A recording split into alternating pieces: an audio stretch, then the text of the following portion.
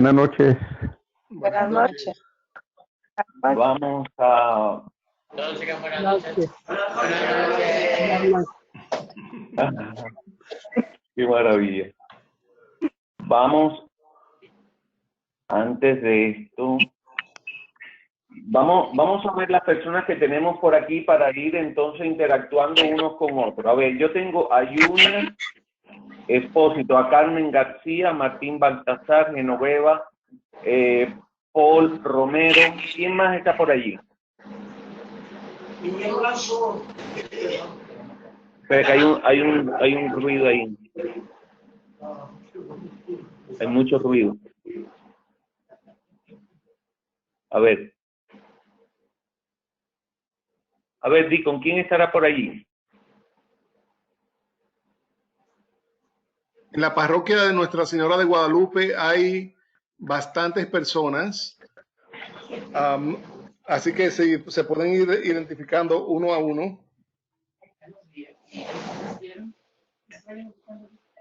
Ya estamos ubicados. No sé si está Oscar. Sí, presente. Y Alicia. Está. Y Josefina. Sí. Y Gustavo.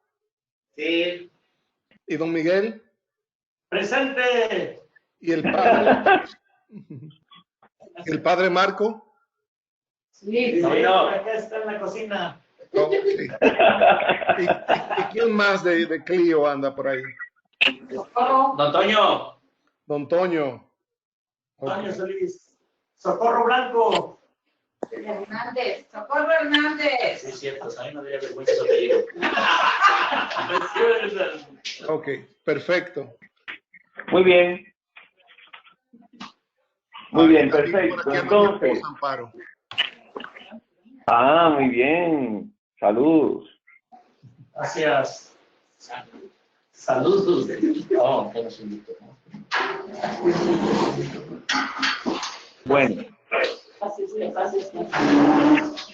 Bueno, vamos a ir trabajando. A ver.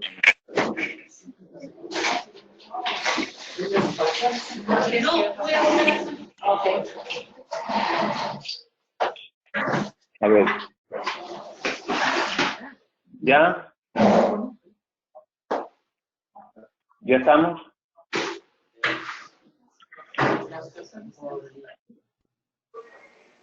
¿Está bien? Sí, ya estamos. Ok. Entonces, yo les envié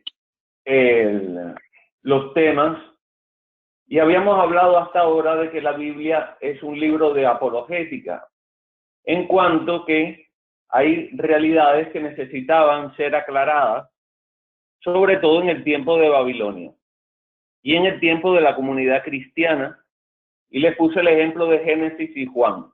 Génesis y el apóstol San Juan. Génesis que aclaraba una realidad que había en Babilonia acerca de que si habían dos dioses, uno que creaba el mal y otro que creaba el bien, y el Génesis viene a decir que hay un solo Dios, que es el monoteísmo, que es algo nuevo para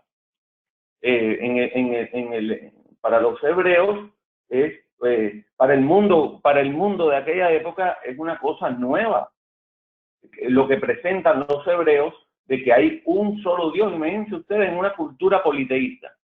Luego, en el Evangelio, en el primer siglo, está esta gran pregunta: si Jesucristo, que ellos podían verlo allí, un hombre que trabajaba en la construcción, que era carpintero, que iba a la sinagoga, un hombre como tal, entonces, que muere como un criminal, pero sus discípulos están diciendo de que él es el Mesías, que él es el Mesías, que él es Dios y demás. Pero hay otro ala dentro de la iglesia, dentro del cristianismo, que dicen que no, que él no es Dios hecho hombre, sino que él es un hombre que Dios ha capacitado como un ser especial, y entonces se crea una gran confusión al principio del cristianismo, que si él es hombre o Él es Dios. Y entonces viene la Sagrada Escritura a hacer apologética, a defender la fe y a decir que Jesucristo, o sea que de quien estamos hablando, Él es el verbo, Él es la palabra, dice San Juan, la palabra que existe desde siempre. Y entonces Juan 1:1 viene a dar respuesta a una herejía, viene a dar respuesta a confusiones que existían en esa época. Recuerden que la Sagrada Escritura se escribe después de la experiencia. Primero está la experiencia y después viene el escrito, el relato que viene a afirmar o reafirmar nuestra fe. Tanto el Antiguo Testamento como el Nuevo Testamento nos proyectan verdades de fe en relatos, porque es cultural. Porque yo, como occidental, le pudiera decir a ustedes que Jesucristo es Dios. Pero en la cultura hebrea, en la cultura del Medio Oriente, no se habla así. En la cultura de Oriente, hablando de Grecia para allá, Turquía, Líbano, Siria, Israel, toda esa zona del Oriente, se habla a través de cuentos, a través de relatos, relatos que llevan una verdad de fondo.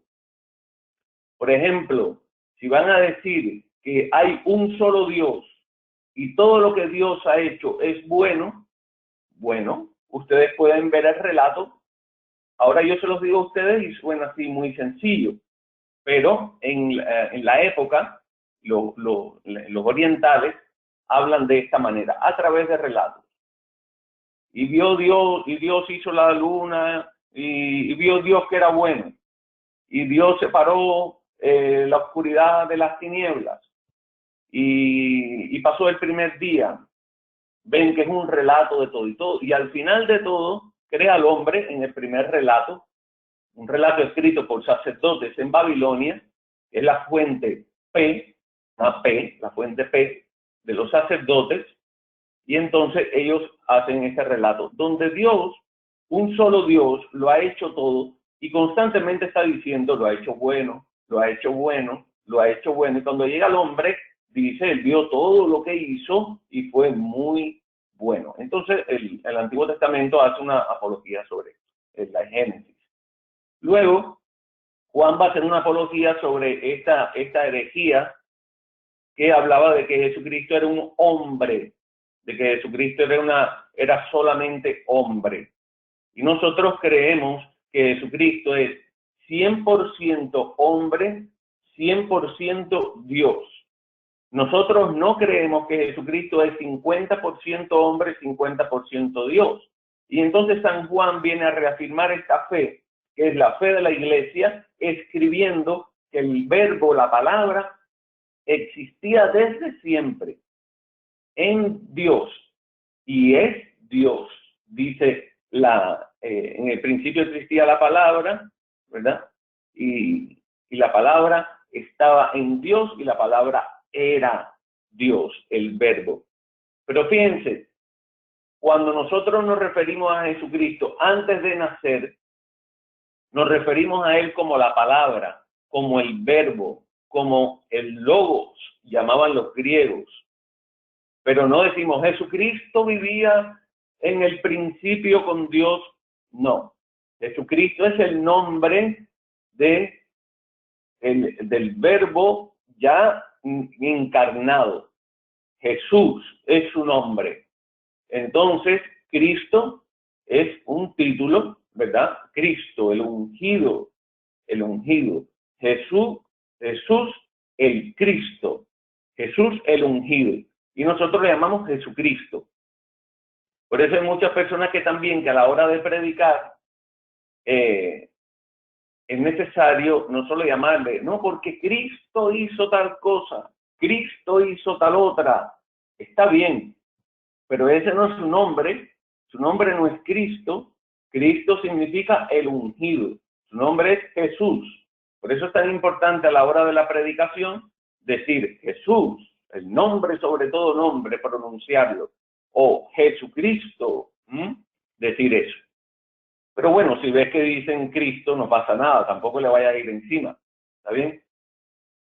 Bueno, ya vimos que la Biblia es un libro de apologética. Después vimos sobre los padres apologistas, del segundo siglo. Ya estuvimos en el siglo V antes de Cristo con el Génesis.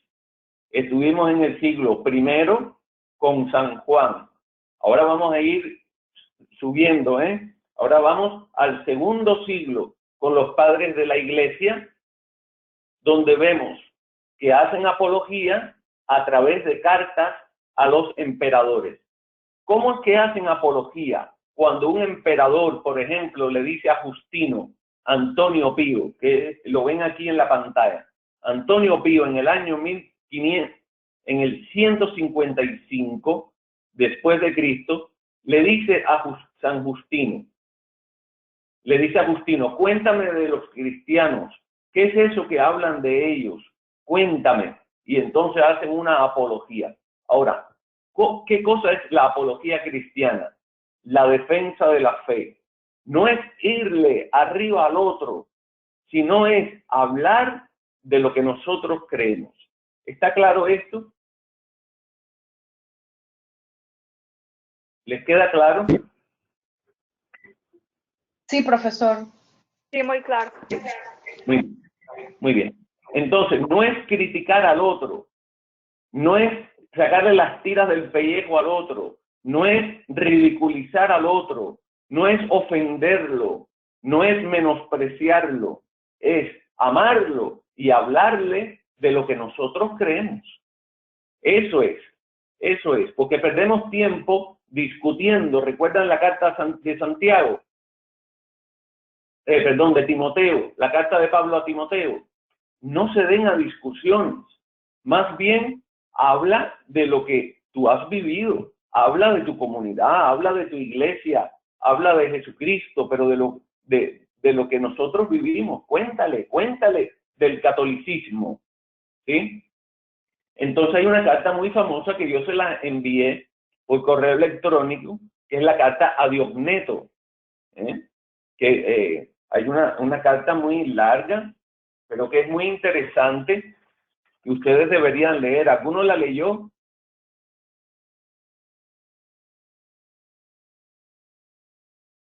No. Ok, muy bien. Junior, ¿la pudiste leer? No, profesor, no la leí Ok. porque realmente creo que no la tengo. No sé, usted mandó un documento, pero no creo, no. Ok, ahí yo mandé la carta de Diogneto y la carta de San Justino. De todas maneras, voy a revisar mi correo y si alguno lo recibió, por favor, se lo envía. Permítanle leerle. Voy a tratar de leer rápido. Pero claro, a ver si, para poder disfrutar, porque hay algunos que no han podido leer. Miren, una carta a Diogneto, que es del año 158. Oh, Tomen nota, año 158 después de Cristo. Una carta a Diogneto, es de un anónimo, no se sabe quién la escribió. Pueden especular quién fue uno u otro, pero parece que no se sabe bien. Bueno, esta respuesta es a una pregunta. La pregunta es, de Diogneto, ¿cuál es ese Dios en que tanto confían? ¿Cuál es esa religión que les lleva a todos ellos a desdeñar el mundo y a despreciar la muerte, sin que admitan por una parte los dioses griegos, ni guarden por otra las supersticiones de los judíos? ¿Cuál es ese amor que se tienen unos a otros y por qué esta nueva raza o modo de vida apareció ahora y no antes? La respuesta es esta. Va a preguntarle a diácono. sí, acá yo la tengo, profesor. Sí, usted sí lo envió, lo estoy mirando. ¿El diácono está por ahí, Héctor? Sí, estoy por acá. Héctor, ¿está bien que pueda leer la carta? ¿Está bien que lea? Sí, puede leerla, por favor. Ok, muy bien. Porque aquí en la pantalla solamente hay un extracto. Los cristianos no se distinguen de los demás hombres. Eso es lo que responden a Diogneto. Ni por el lugar en que viven, ni por su lenguaje, ni por sus costumbres. Ellos en efecto no tienen ciudades propias, ni utilizan un hablar insólito, ni llevan un género de vida distinto. Su sistema doctrinal no ha sido inventado gracias al talento y a la especulación de hombres estudiosos, ni profesan como otras una enseñanza basada en autoridad de hombres. Viven en ciudades griegas y bárbaras, según les cupo en suerte. Siguen las costumbres de los habitantes del país. Atención, que ahí estamos nosotros, tanto en el vestir como en todo su estilo de vida, y sin embargo, dan muestras de un tenor de vida admirable y a juicio de todos increíble. Habitan en su propia patria, pero como forasteros. Toman parte en todo como ciudadanos, pero lo soportan todo como extranjeros. Toda tierra extraña es patria para ellos, pero están en toda patria como en tierra extraña. Igual que todos se casan y engendran hijos, pero no se deshacen de los hijos que conciben. Porque aquí está el asunto del aborto, No se deshacen los hijos que conciben. Tienen la mesa en común, pero no el lecho. Fíjate que ahí está hablando contra el aborto y está hablando contra las orgías que había en Roma, en que todos tenían sexo, todos con todo, hombres con mujeres, mujeres con mujeres, hombres con hombres, todo lo que se vive también hoy en día. Pero fíjense la manera de hacer la apología. No es criticando eso, que está bien el criticarlo, pero yo lo que quiero hacerles ver es la manera en que nosotros hacemos apología, que es, y que se ha hecho desde siempre en la iglesia, que es hablando de lo que nosotros hacemos. Y entonces nuestro tenor de vida, nuestra vida, por la vida de un santo se conocen los pecados del mundo, porque vive distinto. Entonces, la manera de hacer la apología contra el aborto dice, engendran hijos, pero no se deshacen de ellos. ¿Ves? Es una indirecta, casi directa. Tienen la mesa en común, pero no el lecho o la cama. Viven en la carne, pero no según la carne. Viven en la tierra, pero su ciudadanía está en el cielo. Obedecen las leyes establecidas, atención, y con su modo de vivir superan estas leyes. Aman a todos y todos le persiguen. Se les condena sin conocerlos. Se les da muerte y con ello reciben la vida. Son pobres y enriquecen a muchos. Carecen de todo y abundan en todo. Sufren la deshonra y ellos les sirve de gloria. Sufren detrimento en su fama. Se hablan mal de ellos, de nosotros. Y ellos atestiguan su justicia. Son maldecidos y ellos bendicen. Son tratados con ignominia y ellos a cambio devuelven honor. Hacen el bien y son castigados como malhechores. Y al ser castigados a muerte, se alegran como si se les diera la vida.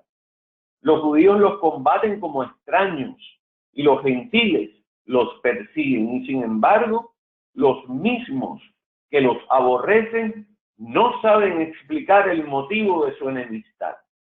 Esta última parte es sumamente importante, porque hay muchas personas que persiguen a la Iglesia Católica, son aquellos de los que decía Jesucristo, están contra nosotros, por lo cual no son de nosotros, aquellos que están contra nosotros, que no son todos, son algunos, y dicen, y les aborrecen a ustedes los católicos sin explicar el motivo de su enemistad, y eso es real. Para decirlo en pocas palabras, los cristianos son en el mundo lo que el alma es en el cuerpo. El alma en efecto se halla esparcida por todos los miembros del cuerpo, y así también los cristianos se encuentran dispersos por todas las ciudades del mundo. El alma habita en el cuerpo, pero no procede del cuerpo. Los cristianos viven en el mundo, pero no son del mundo. El alma invisible está encerrada en la cárcel del cuerpo visible. Atención con esta frase. Atención, porque esta la voy a tocar dentro de un poco en el siglo XV con Santa Teresa de Jesús, que dice exactamente lo mismo que dice aquí. Porque es una corriente que hay en la iglesia del dualismo. Alma y cuerpo como dos cosas distintas. Nosotros creemos que alma, cuerpo y espíritu es una tríada inseparable en el hombre. En el hombre, y cuando digo hombre me refiero en sentido genérico, hombre y mujer. Por lo cual, si quieren, tomen nota un momentico para que me lo recuerden o se recuerden cuando yo lo diga más adelante. El alma invisible está encerrada en la cárcel del cuerpo visible. Los cristianos viven visiblemente en el mundo, pero su religión es invisible. La carne aborrece y combate el alma. Sin embargo, combate el alma sin haber recibido de ella agravio alguno, solo porque le impide disfrutar los placeres. También el mundo aborrece a los cristianos sin haber recibido agravio de ellos, porque se oponen a sus placeres. Fíjate tú que la conducta del cristiano denuncia la conducta del mundo sin denunciar la conducta del mundo.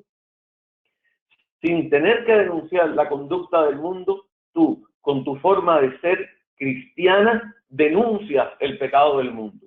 Por eso es que los buenos molestan. Por eso es que los cristianos molestan. Porque no siguen el pecado del mundo. Y nos pasa lo mismo que a Cristo, que luego se nos condenará y nos matarán. Y hay muchas formas de matar, por ejemplo, que te dejen de hablar. Esa es una manera. Que te bloqueen del Facebook, por ejemplo. Muchas maneras de matarte, sacarte del medio. ¿Por qué? Porque tu tenor de vida molesta a los demás. Pero no te puedes engreír, porque mientras más santo eres, tienes que cuidar con la tentación de los santos. Porque al que es más santo, Satanás sabe cómo lo tienta, le dice, porque tú eres mejor que esos pecadores. ¿Se dan cuenta? Está por ahí, a ver, ¿quién? Carmen García. Carmen.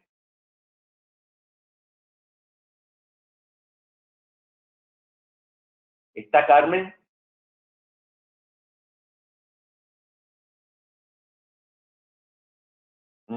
Sí, Carmen está, pero no la oímos.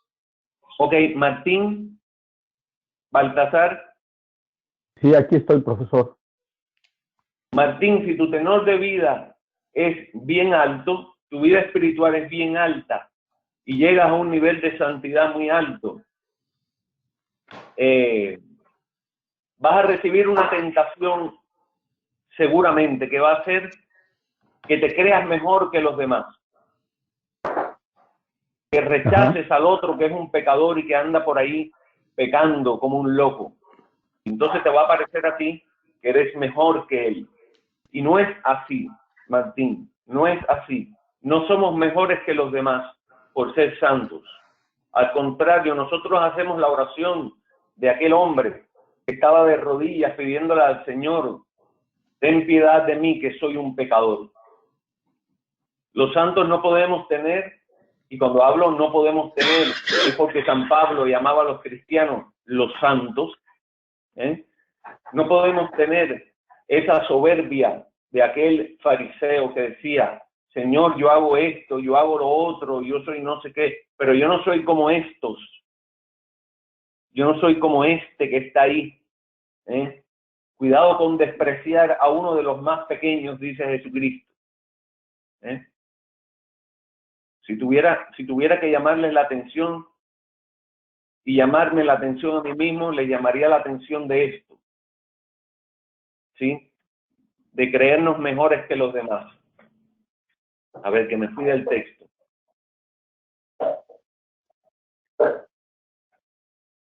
A ver, me quedé. El alma inmortal habita en una tienda mortal. También los cristianos viven como peregrinos en moradas corruptibles, mientras esperan la incorrupción celestial. El alma se perfecciona en la mortificación, en el comer y beber. También los cristianos constantemente mortificados se multiplican más y más.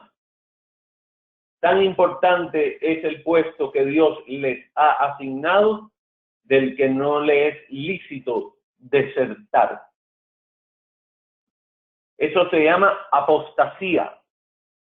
Apostasía, cópienlo ahí. Escríbanlo, por favor. Apostasía, el desertar de ser cristiano. En España, hace unos años, los bautizados, algunos bautizados con esto del ateísmo que está llenando el mundo entero, incluso ya han sacado a Dios de las escuelas aquí en los Estados Unidos. Un país que en el billete dice en Dios confío y en el escudo de los Estados Unidos dice in pluribus unum. En latín dice unos en la pluralidad. Y todo esto se está perdiendo. Y tenemos que recuperarlo con oración. Entonces en España, los bautizados están yendo a las parroquias para desertar, para apostatar. La apostasía de Europa, del mundo le llaman. Que están yendo a las parroquias para decirle a los párrocos que les borren del libro del bautismo.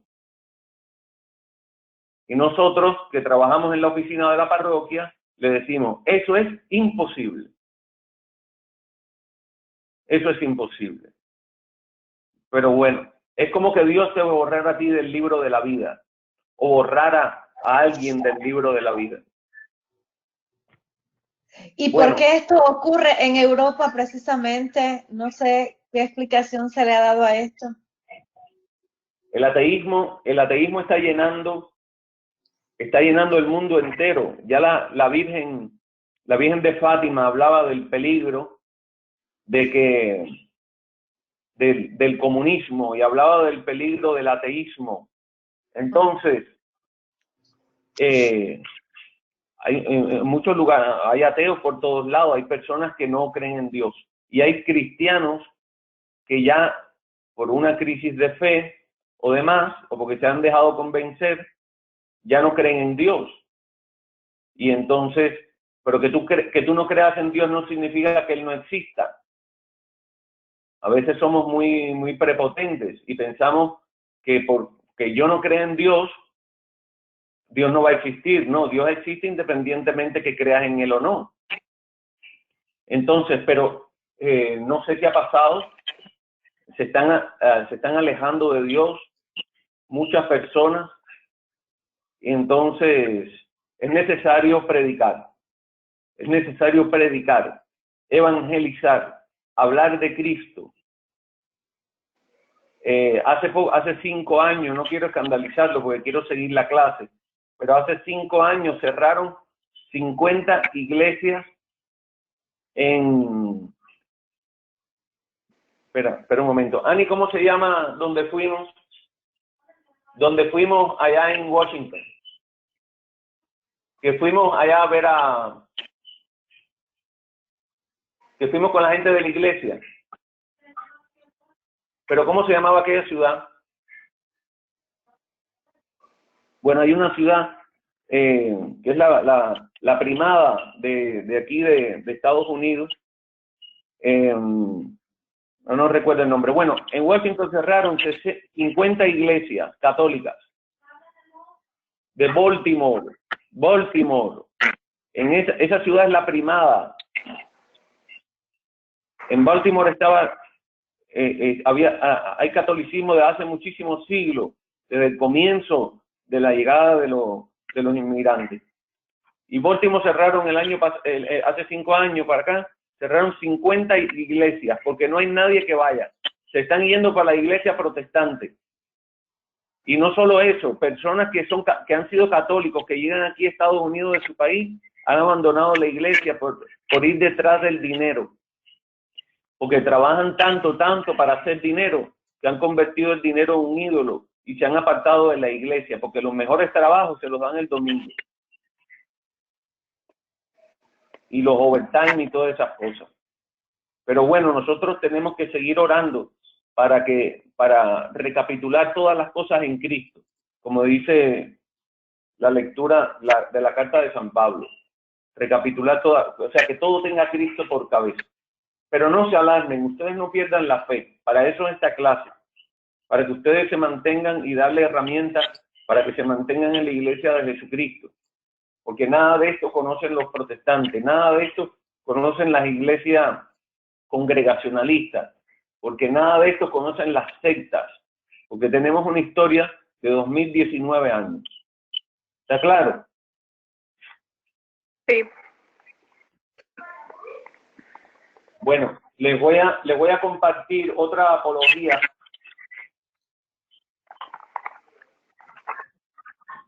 que el emperador romano Antonio Pío en el año 155 le preguntó a Justino, que era un cristiano, un líder dentro de la comunidad, así como ustedes, le preguntó acerca de esto del cristianismo, qué cosa era. ¿Y saben cómo le va a contestar San Justino? Con un relato de la Santa Misa. Y gracias a esto, mira, yo me erizo solamente de pensar en esto, que nosotros tenemos esta carta. Nosotros conservamos esta carta, la carta de San Justino Antonio Pío, con el relato de la Santa Misa que ellos celebraban en el siglo I. Es una maravilla. Y entonces se las voy a leer. Les voy a leer la apología que él hace. Pero fíjate, él no se pone a hablarle, no, mira, emperador, los cristianos son tal cosa. No, no. Él lo que va a hacer es contarle a él lo que nosotros vivimos en nuestra comunidad. Dice, el día que se llama Día del Sol, tiene lugar la reunión en un mismo sitio de todos los que habitan en la ciudad o en el campo. Fíjense que estamos hablando de que hasta 3 siglos, hasta Constantino, las comunidades se reunían en las casas. No habían templos. Los templos vinieron después de Constantino. Entonces, se reunían en las casas y se llamaba Domus Ecclesiae. Domus Ecclesiae. Domus es casa y Ecclesiae es iglesia, asamblea. Ecclesiae se escribe a sí mismo como lo estoy pronunciando, Ecclesiae. Al final hay una A y una E que en latín se pronuncia E. No es Ecclesiae, se escribe Ecclesiae, pero se pronuncia Ecclesiae. Entonces, sigo leyendo.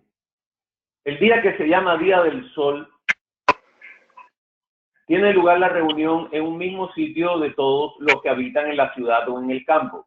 Estamos hablando del domingo, como lo hacemos nosotros. Segunda parte. Se leen las memorias de los apóstoles y los escritos de los profetas tanto tiempo como es posible. Cuando el lector ha terminado, el que preside toma la palabra para incitar y exhortar a la imitación de tan bellas cosas. Por ejemplo, la memoria de los apóstoles es lo que nosotros tenemos como las cartas. Los escritos de los profetas es lo que tenemos como primera lectura. Dice, tanto tiempo como es posible. Cuando el lector ha terminado, el que preside toma la palabra para incitar y exhortar a la imitación de tan bellas cosas. Esto es lo que hacen los sacerdotes. El sacerdote, ¿cómo es que se llama nuestro sacerdote que está allí con nosotros? Padre Marco.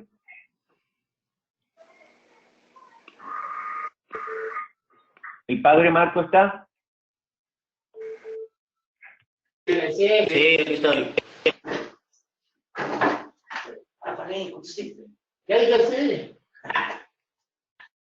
¿Está por ahí? ¿Sí?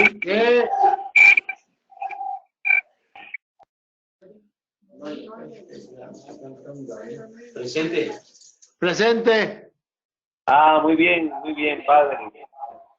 Que estamos hablando de la carta de San Justino al emperador Antonio Pío, y dice, en el momento, cuando habla de la homilía, dice, exhortan a la imitación de tan bellas cosas. Y entonces los sacerdotes lo que hacen es esto en la homilía, no hacen un estudio bíblico, no hacen, nos exhortan a vivir esto, a la imitación de tan bellas cosas.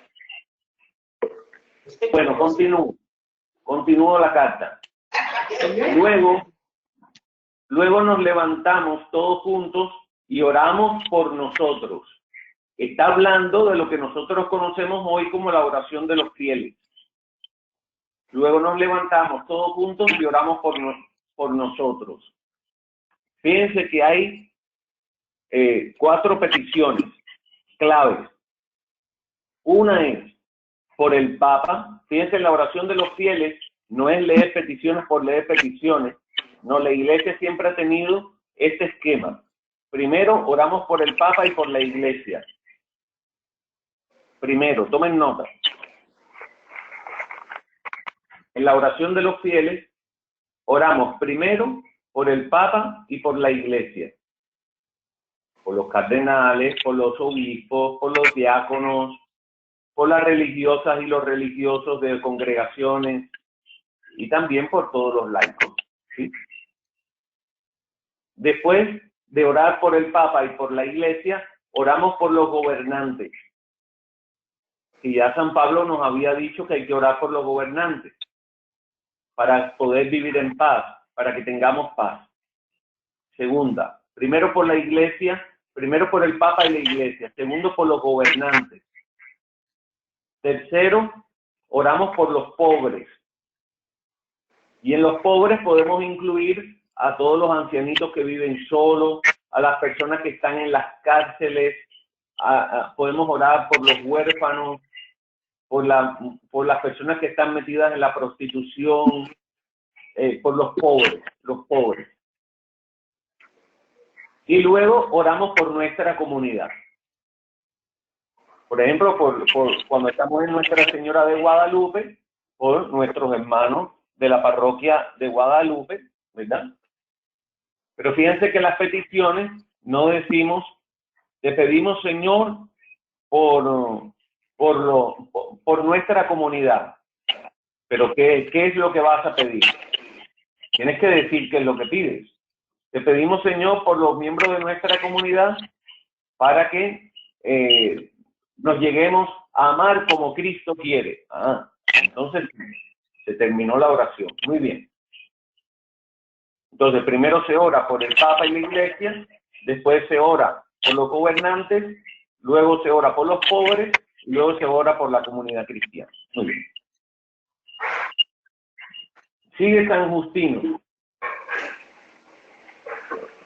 Oramos por nosotros y por todos los demás, donde quiera que estén, de que seamos hallados justos en nuestra vida y nuestras acciones y seamos fieles a los mandamientos para alcanzar así la salvación eterna. Bueno, después pasa a lo que dice, cuando termina esta oración, nos besamos los unos a los otros. Muy bien, ¿está Genoveva por ahí? Sí, aquí estoy, maestro. Genoveva, ¿en qué momento de la misa es esto? Dice, cuando termina esta oración, de la oración de los fieles, nos besamos los unos a los otros. Cuando nos damos la paz. Muy bien, pero ¿nos damos la paz después de la oración de los fieles? ¿O al final? Al final. Antes de la comunión, ¿verdad? Sí. Ok, porque la misa ha tenido su evolución. Fíjense que la paz se daba al principio, aquí después de la oración de los fieles.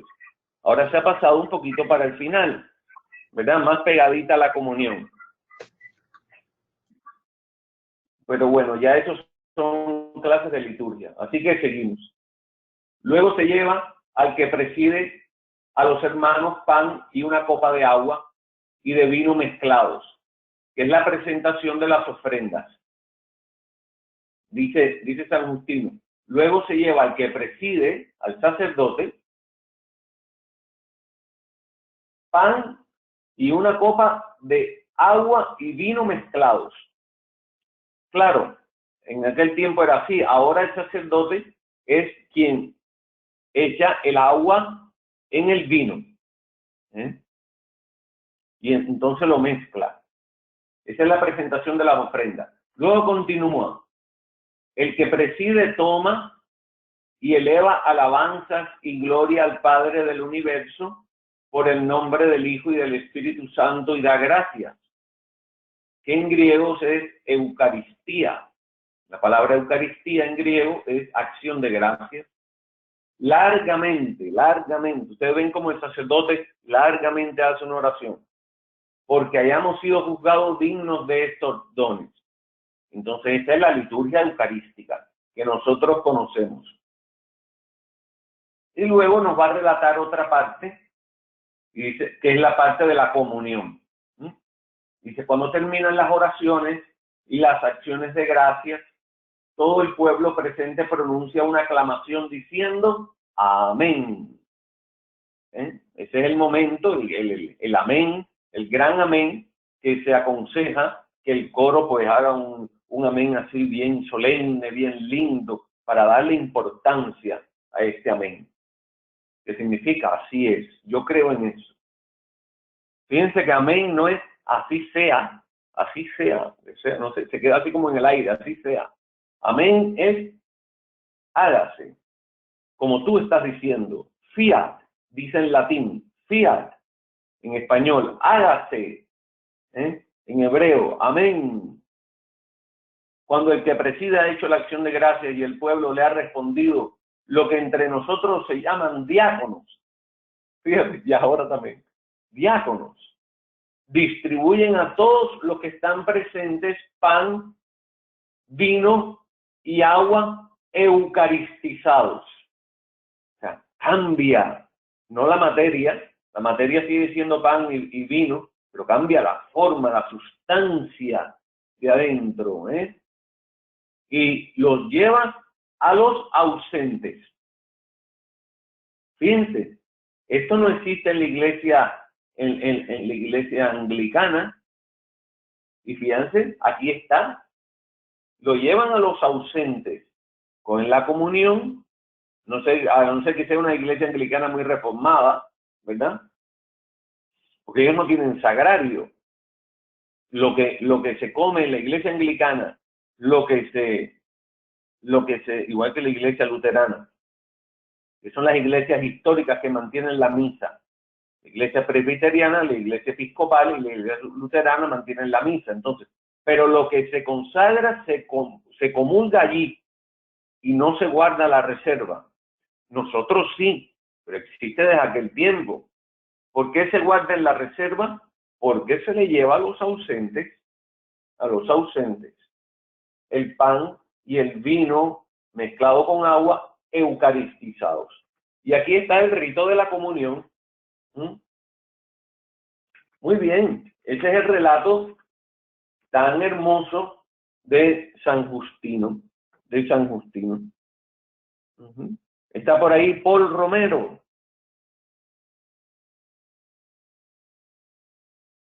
Paul.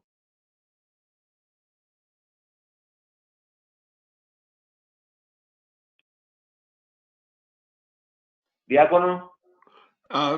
Paul aparece acá, pero más sin embargo parece que no responde. Ok, está Oscar.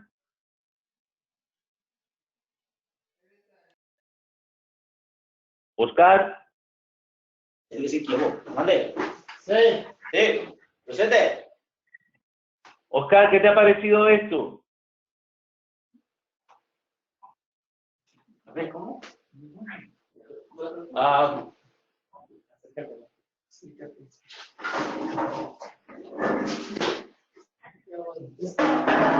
Un santo movimiento para decir. Pues bien. ¿Qué te parece esta forma de hacer apología? Hablando de nosotros, de lo que vivimos. ¿Te parece bien? Claro. ¿Viste qué maravilla lo que hizo San Justino? como le respondió al emperador contándole de los pasos de la Santa Misa, que nosotros vivimos hasta el día de hoy. Así es. En aquel tiempo existía la iglesia luterana. No, Y las iglesias episcopales o presbiterianas, tampoco. ni las sectas evangélicas, ¿cierto? Exactamente. Usted lo dijo bien claro al principio, tenemos 2019 años que estamos haciendo eso y eso es algo que no se va a terminar de la noche a la mañana. No, es que no se va a terminar, hermano, hasta que venga el Señor. Porque Así la es. iglesia es una institución divina y humana. Amén. El mismo Jesucristo dijo, ni la fuerza del abismo podrán contra ella. Así es. Pero recuerde que no va a venir a salvarnos porque ya nos salvó, no va a venir a juzgar según nuestras obras. Así que hay que portarnos bien. Muy bien, muy bien. Vamos a ver la otra diapositiva, a ver qué nos trae. Vamos a ver. Vamos a ver qué hay por aquí. Vamos a correr esta cortina de acá. Aquí está Arrio. Arrio le dio duro, se ve. No, que no Le había dieron terminado. lo pegaron, se molestó San Nicolás de Bari. Pero San Nicolás no vino a esta clase.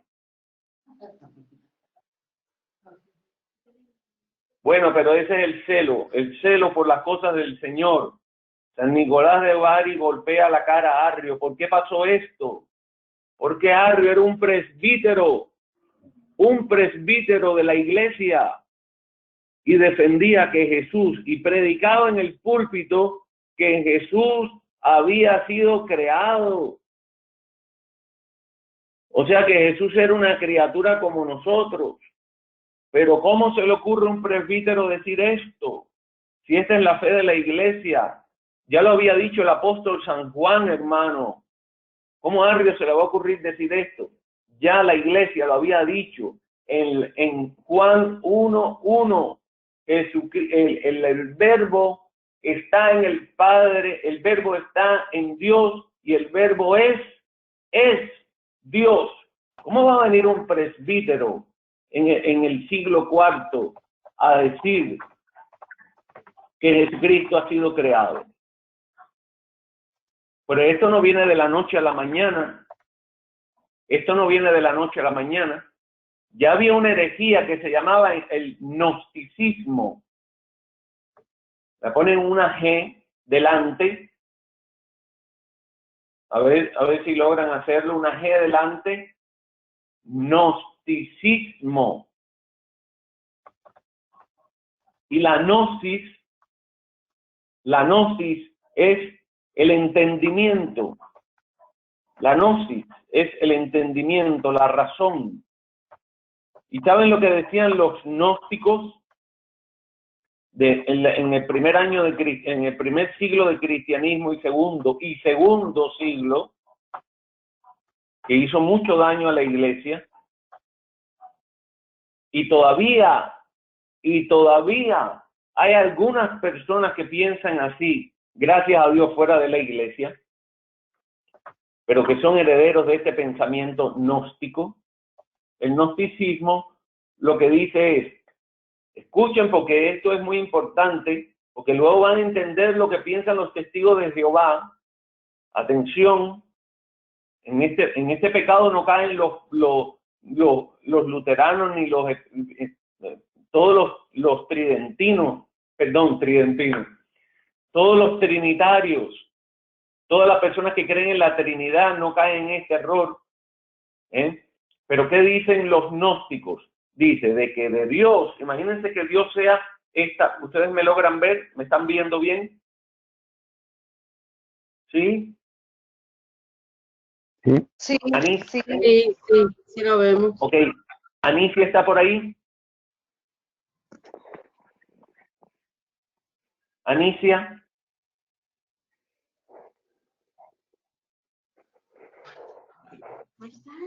Sí, dígame. Anicia, mira, ¿me estás viendo? Así es. Sí. Muy bien, mira lo que dicen los gnósticos. Imagínate que Dios, yo te digo a ti, imagínate que Dios es una esfera. Imagínate que es una esfera perfecta. Sí, sí, sí. Y de adentro sale una inteligencia hacia afuera. Ok.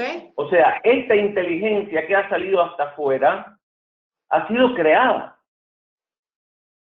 Ha sido creada de adentro hacia afuera. Y es una cosa diferente. Porque es una inteligencia que sale de Dios, pero que es, en el momento que sale, es creada. Ok. A esto le llaman como una inteligencia, le llaman un eón. Eón. Una E, una O y una N. Un eón. Ok. Entonces, no es hombre, no es un hombre y tampoco es Dios. Y este eón es lo más semejante a un arcángel. Por eso es que los testigos de Jehová creen que Jesús es el arcángel San Miguel. Porque no es Dios y no es hombre. Ok. Pero fíjense de dónde viene esto. Es antiquísimo, es una herejía del siglo I.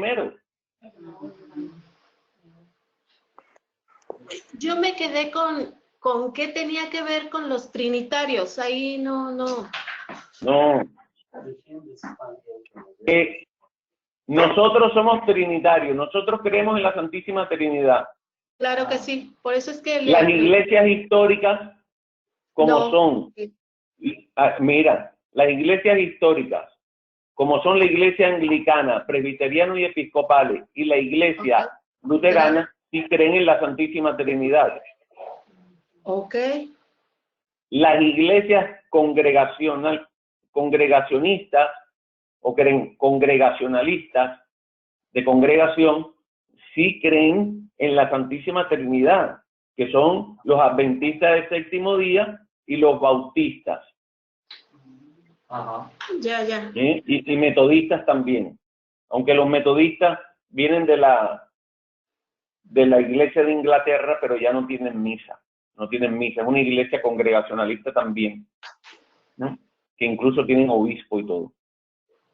Ellos sí creen. Pero los testigos de Jehová, perdón, y las sectas evangélicas fundadas en el siglo XX con Asamblea de Dios, y a partir de ahí se formó todo el reguero de sectas, también son trinitarios. Pero los testigos de Jehová no son trinitarios. Pero ¿cómo se explica que una secta que no sea trinitaria, que no creen en la Trinidad? Precisamente por lo que decía Arrio, precisamente por lo que decía el gnosticismo. Sí. No creían en la divinidad de Jesucristo. Que no creían en la divinidad de Jesucristo. No creen en la Trinidad, Padre, Hijo y Espíritu Santo. No. Consideran que Jesús es hombre solamente y no Dios. Claro, pero incluso los gnósticos, de la herejía de los gnósticos, decían que era una apariencia de hombre, que ni siquiera era un hombre. Era una cosa salida, una inteligencia salida de Dios, y que quien llegara a comprenderla se podía salvar. Entonces, si lo veían como una salvación. Lo veían como una salvación, pero no era Dios y no era hombre. No era Dios ni hombre. Y entonces, el problema no es ese.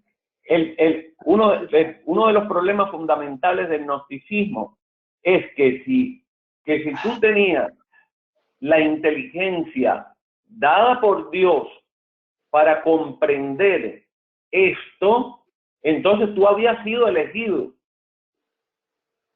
Pero hay personas que no tenían la inteligencia para poder entender esto y entonces no podían salvarse.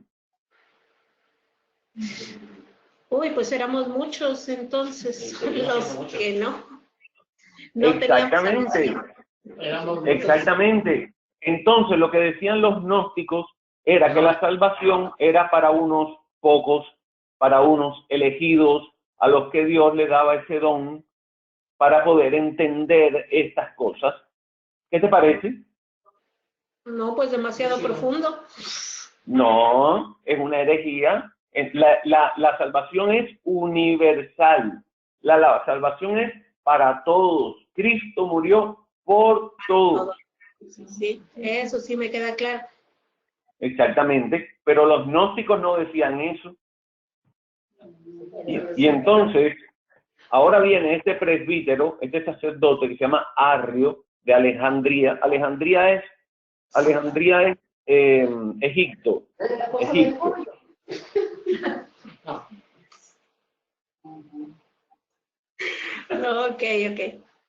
Ok, entonces, miren lo que dice Arrio. Arrio dice que Jesucristo es salido de Dios, pero es una criatura, que es lo mismo que dicen los testigos de Jehová. ¿Está claro?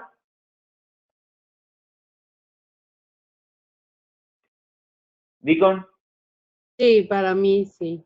Ah, ok, perfecto. Ok, ¿está Gustavo por ahí?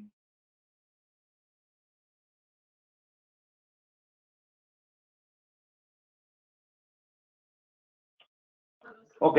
Está ahí. ¿Está Gustavo? Sí, Bueno, ¿te quedó claro esto más o menos? sí, muy claro. Perfecto, me alegra muchísimo. Entonces, ¿qué pasa? Que ante este error de este presbítero, este sacerdote, el emperador Constantino dice, ustedes tienen que ponerse de acuerdo en lo que ustedes creen. Así que voy a convocar un concilio. Y entonces se convocó el concilio de Nicea en el año 325. Es un concilio muy importante en la cristología, porque el concilio de Nicea va a condenar la postura de Arrio. Ustedes saben cómo se llama el credo grande que hacemos en la misa, el credo largo que rezamos en la misa del domingo. El de Constantinopla. Niceno Constantinopolitano. Ay, ya, óigame, pero qué bien, está largo ese nombre, pero así mismo es.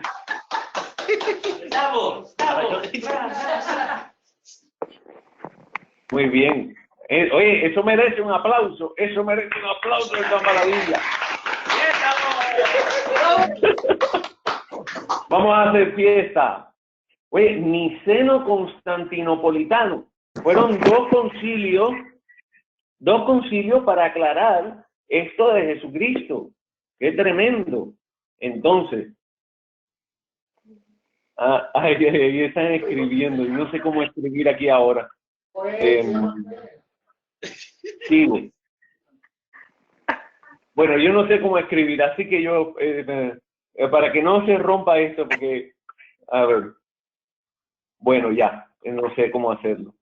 A ver, for everyone.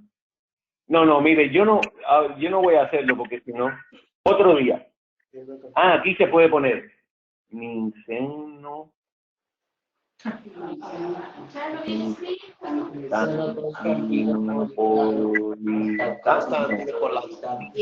Constantinopolitano. Ahí va. Se fue. Muy bien.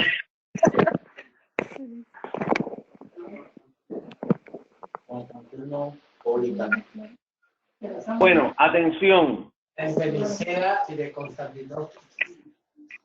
De Nicea y de Constantinopla, ¿verdad? Son diferentes. Ahora, ¿qué va a decir el concilio de Nicea? que Él es Dios, Dios verdadero de Dios verdadero, engendrado, no creado, y es de la misma naturaleza del Padre. ¿Ven? Muy bien.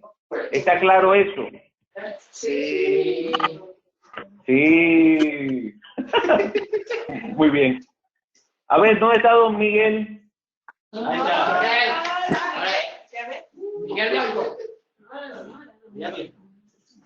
Aquí estoy presente. Muy bien, encantado. Mira esto. A ver, que se corra la cortina. Aquí tenemos a San Isidro, a San Cirilo de Alejandría,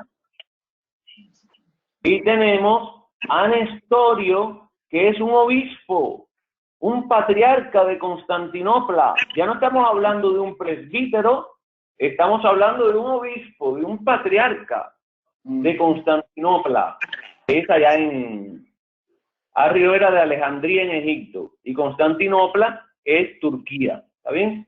Ok. Y San Cirilo era un obispo de Alejandría en Egipto. Y lo mandan allá a Éfeso, allá donde está, en Turquía. Lo mandan allá porque anda un obispo diciendo cosas que no son correctas. Entonces, quiero que me presten mucha atención porque esto es muy importante. Arrio decía que Jesucristo era de naturaleza humana, que no era de naturaleza divina. ¿Está claro eso? Sí. Pues muy bien. Sí. Pues Nestorio, que es el patriarca de Constantinopla, va a ir a rebatir a Arrio y va a decir una herejía mucho más grande todavía. Uy, qué padre. Ahora ya no hemos empezado. Nestorio va a rebatir a Arrio y le va a decir, no, Jesús tiene dos naturalezas. Tiene una humana y una divina. Ahí decía bien, porque nosotros creemos que Jesucristo tiene una naturaleza humana y una divina, y tiene una sola persona divina. Eso es lo que creemos nosotros. Nosotros creemos que Jesucristo tiene una sola persona divina y dos naturalezas, humana y divina. Y Nestorio dijo, Jesús, Arrio está muy mal. Jesús tiene dos naturalezas, humana y divina, por lo cual tiene dos personas, una humana y una divina. ¡Válgame Dios! ¿En qué lío se metió este hombre? La puso peor todavía. Y entonces, totalmente, hermano. Y entonces tiene que salir, mandan a San Cirilo de Alejandría allí a arreglar ese asunto. Y lo que están haciendo, esto porque estamos en la parte, a ver, ya estamos en el punto 3 de las notas. ¿Está bien? Sí. Ya pasamos de la Biblia como libro de apología, ya salimos de los padres apologistas, en el cual hablamos de Justino, y hablamos de la carta de Diogneto, y ya estamos entrando en los padres de la iglesia. ¿Está claro? Sí. Ok, muy bien. Entonces, quien rebate a Arrio es San Atanasio. San Atanasio es quien rebate a Arrio. San Nicolás de Bari le mete una bofetada, pero quien está al frente, quien condena la herejía, quien está allí al frente de todos, es Atanasio. ¿Y quién es Nestorio entonces? Bueno, ¿y qué hace Y ahora, ahí? Perdón. ¿sí? ¿Qué hace San Cirilo de Alejandría ahí? San Cirilo era obispo de en Egipto, de Alejandría, y lo mandan porque el patriarca de Constantinopla está hablando bobería. Y entonces este hombre tenía una fama de santidad. San Cirilo de Alejandría tenía una fama de santidad muy grande, era monje, y lo mandan allá al problema este que se está dando con este obispo, con este patriarca, que acaba de decir que sí, ciertamente tiene una naturaleza humana y una divina que corresponde a una persona humana y una divina. Por lo cual, fíjense que esto se enreda más, y dice Nestorio, por lo cual la Virgen María es madre de Cristo en cuanto a su persona humana, por lo cual ella no es madre de Dios. ¡Ay, Jesucristo sacramentado! Oye, si callado se veía más bonito.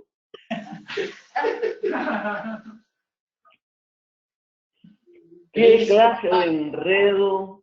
Entonces hubo que abrir este concilio de Éfeso en el 431 para decir que María es madre de Dios, por lo cual Jesucristo es Dios. Cuando la iglesia afirma que María, en Éfeso, en el 431, de que María es la madre de Dios, está afirmando que Jesucristo es Dios.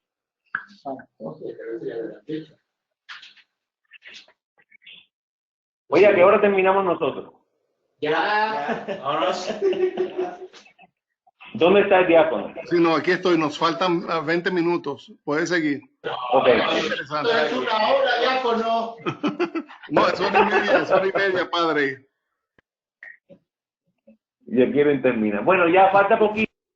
Cuando termine con los padres de la iglesia, que yo creo que ya vamos a terminar, porque luego tenemos que hablar de Lutero y Enrique VIII y todo eso. Todavía hace falta hacer mucha defensa de la fe. Después vamos a hablar de Santo Domingo, Guzmán, contra otra herejía de los cátaros. Van a ver.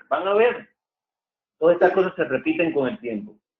Bueno, entonces, San Cirilo de Alejandría, pues vas allí y pone esto en orden, ¿verdad? Y el concilio de Éfeso en el 431, en que declara a María Madre de Dios, se escribe Theotokos.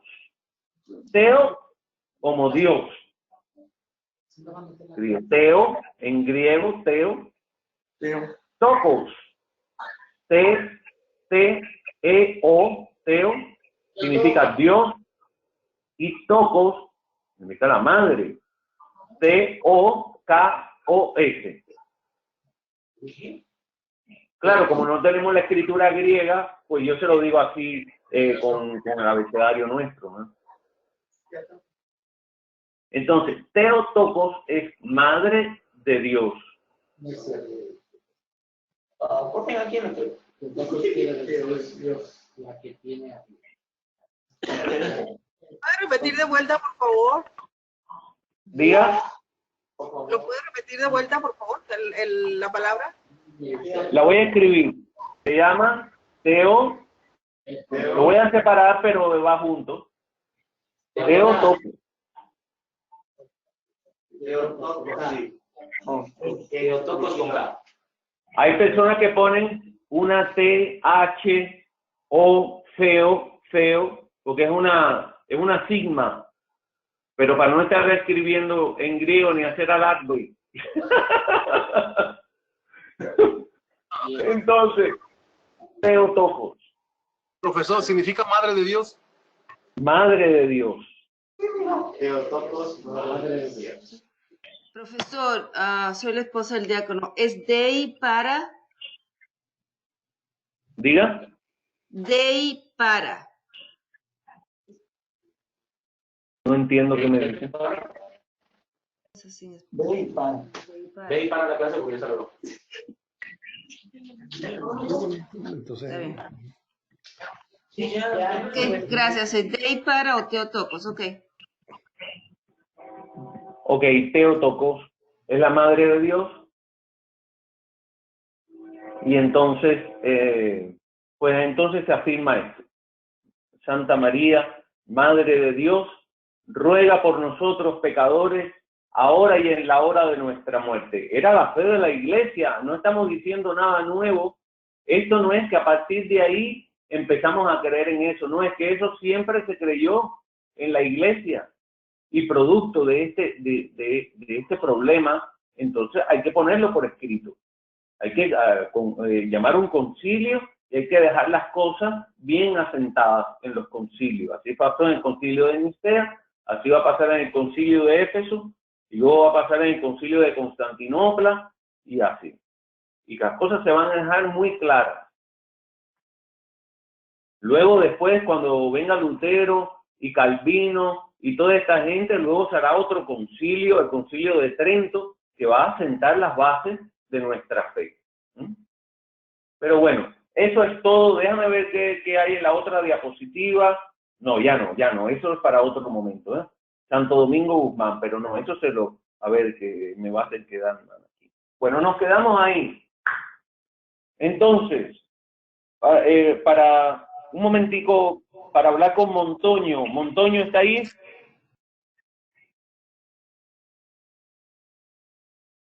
Montoño.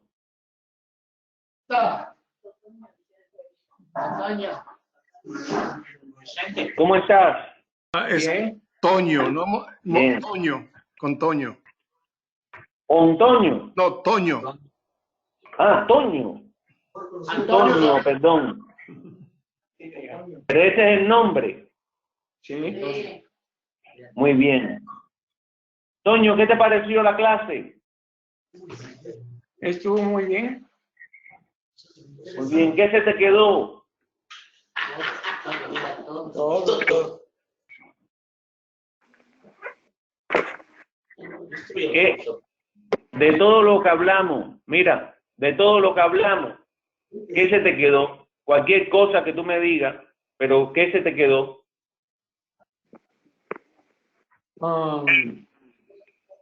Pues que cosa que ha habido muchas personas que han estado erradas y que los concilios han sido hechos para que se pueda sacar de sus errores a esas personas y que en los concilios para las futuras generaciones comprendan bien cómo están las cosas de la Iglesia.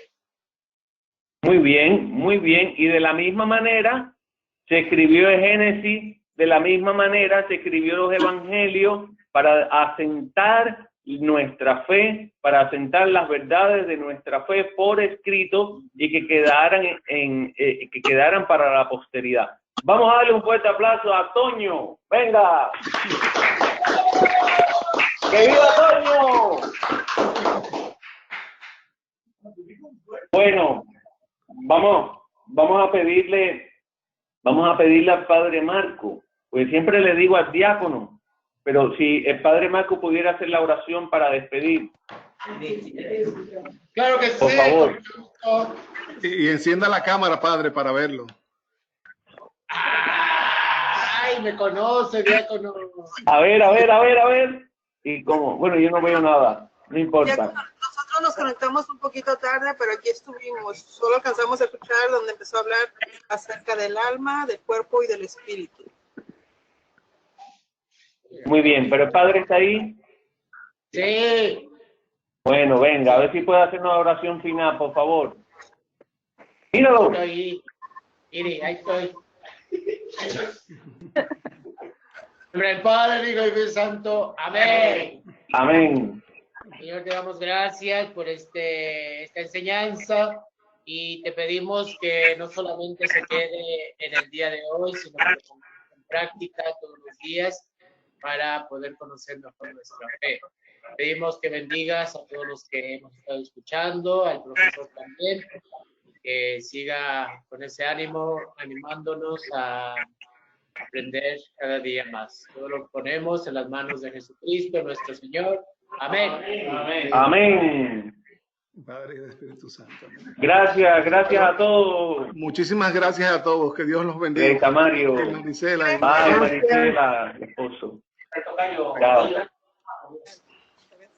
Buenas noches, diácono. Hola, Marisela. Gracias. Y Buenas noches a todos. Un anuncio clasificado antes de que se vayan. Recuerden que el sábado 12 de octubre tenemos el encuentro regional, quinto encuentro en Mobile. Entonces vamos a empezar con la registración o la inscripción a las 8:30 de la mañana, misa a las 9 y luego vamos a tener discusiones y a ver los resultados del quinto encuentro y nuestras ideas de cómo implementar esos resultados.